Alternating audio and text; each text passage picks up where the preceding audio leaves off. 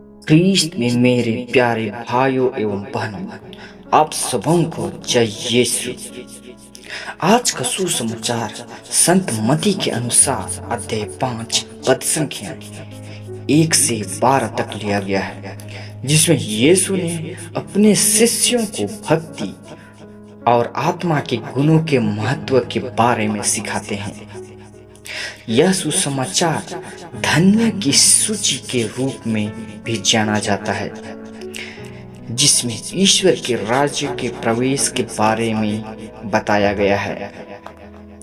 यीशु ने सबसे पहले गरीबों के प्रति अपना दृष्टि को स्पष्ट करते हैं। वे कहते हैं कि धन्य है वे जो अपने को दीनहीन समझते हैं। उन्होंने यह बताया कि जिनके हृदय में विनम्रता और सादगी है, वे ही ईश्वर के साम्राज्य में वास्तविक धन पाएंगे और वे ही ईश्वर के राज्य में प्रवेश कर पाएंगे। यह एक महत्वपूर्ण संदेश है, क्योंकि आज की दुनिया में बहुत से लोग भौतिक संपत्ति को ही सफलता का माप मानते हैं, लेकिन ऐसा बिल्कुल ही नहीं है। हमें ईश्वर की जरूरत होती है, ईश्वर की सहायता की जरूरत पड़ती है जीवन जीने के लिए। इस सुसमाचार में यीशु ने शोक करने वालों को भी धन्य बताया है। यह सुसमाचार यह दर्शाता है कि शोक और दुख का अनुभव भी मानव जीवन का एक हिस्सा है। जब हम अपने और दूसरों के दुख को समझते हैं, तो हम सच्ची सहानुभूति और प्रेम का अनुभव करते हैं। यीशु ने उन सभी को भी धन्य कहा जो दयालु और शांति के निर्माण में लगे हुए हैं।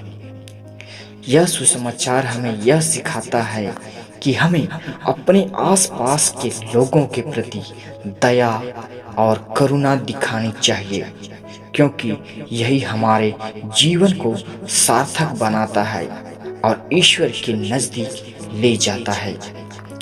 यीशु के इस सुसमाचार में जो गुण बताए गए हैं, वे सभी हमें अपने जीवन में अपनाने की प्रेरणा देते हैं।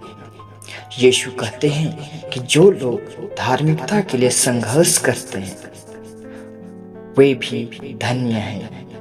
यह उन लोगों के लिए आशा का संदेश है जो न्याय और सच्चाई के लिए आवाज उठाते हैं।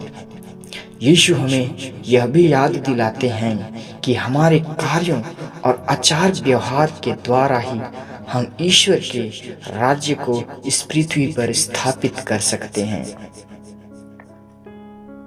यह सुसमाचार न केवल आध्यात्मिक दिशा दिखाता है, बल्कि यह हमें हमारी दैनिक जिंदगी में कैसे व्यवहार करना चाहिए, इसका भी मार्गदर्शन करता है।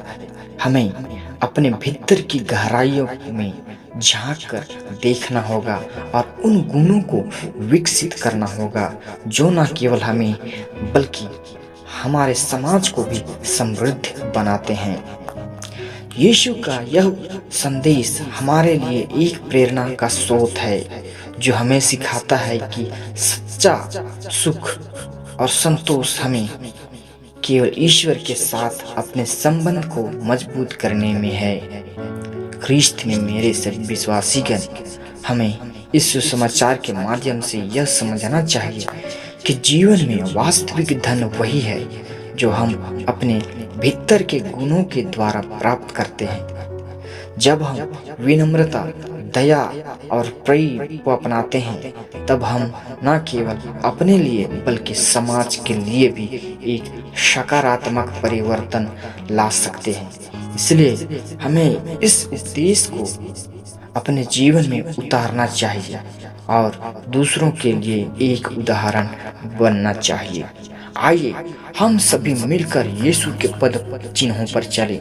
उसने हमें प्रेम का संदेश सुना, उन्हें हमें दया का संदेश दिया है, उन्हें हमें विनम्रता का संदेश दिया है। इस सुसमाचार में हम आइए, जो लोग अपने को दीनहीन समझते हैं उनकी मदद करें, जो आर्थिक रूप से कमजोर हैं उन्हें मदद करें। हमारे आसपास के लोगों को एक आर्थिक रूप देकर एक दूसरे का सहायता करें और समाज में सभी को एक साथ ईश्वर की ओर ले जाते हैं।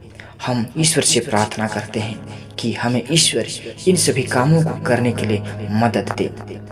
आइए हम प्रार्थना करें कि हे पिता ईश्वर हम सभी को सद्बुद्धि प्रदान करें, हम सभी को अपने प्यार से भर दे ताकि हम ईश्वर के प्यार को, ईश्वर का सामर्थ्य को सारी दुनिया में कोने कोने में फैला सके और हम सच्चाई के मार्ग पर चल सके। सारी मोह माया लोभ लालच को छोड़कर हम ईश्वर की दिशा में, सच्चाई के पथ में ईश्वर के साथ हम लोग एक दूसरे का साथ देते हुए आगे बढ़ सके और ईश्वर की महिमा को दिनों दिन हर दिशा में फैला सके। आमीन।